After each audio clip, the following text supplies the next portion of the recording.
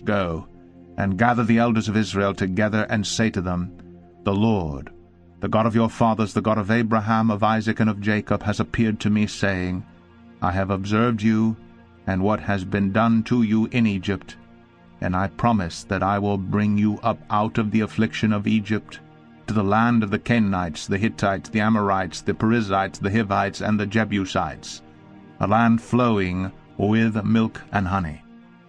And they will listen to your voice, and you and the elders of Israel shall go to the king of Egypt, and say to him, The Lord, the God of the Hebrews, has met with us, and now, please, let us go a 3 days' journey into the wilderness, that we may sacrifice to the Lord our God. But I know that the king of Egypt will not let you go unless compelled by a mighty hand. So I will stretch out my hand, and strike Egypt with all the wonders that I will do in it. After that he will let you go. And I will give this people favor in the sight of the Egyptian. And when you go, you shall not go empty, but each woman shall ask of her neighbor, and any woman who lives in her house, for silver and gold jewelry, and for clothing. You shall put them on your sons and on your daughters. So you shall plunder the Egyptians. Exodus 4. Then Moses answered, But behold, they will not believe me or listen to my voice, for they will say, The Lord did not appear to you. The Lord said to him, What is that in your hand? He said, A staff. And he said, Throw it on the ground. So he threw it on the ground, and it became a serpent. And Moses ran from it. But the Lord said to Moses, Put out your hand and catch it by the tail.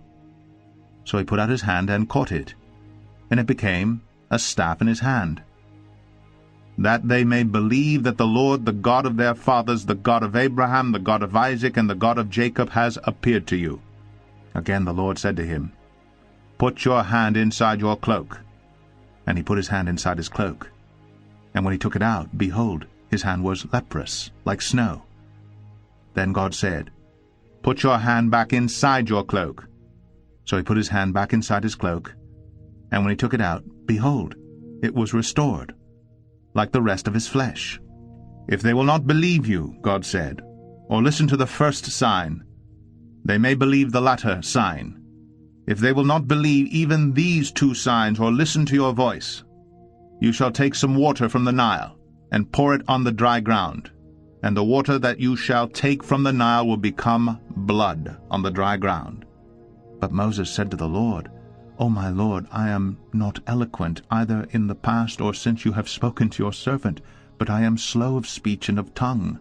Then the Lord said to him, Who has made man's mouth? Who makes him mute, or deaf, or seeing, or blind? Is it not I, the Lord? Now therefore go, and I will be with your mouth, and teach you what you shall speak. But he said, O my Lord, please send someone else. Then the anger of the Lord was kindled against Moses, and he said, Is there not Aaron, your brother, the Levite?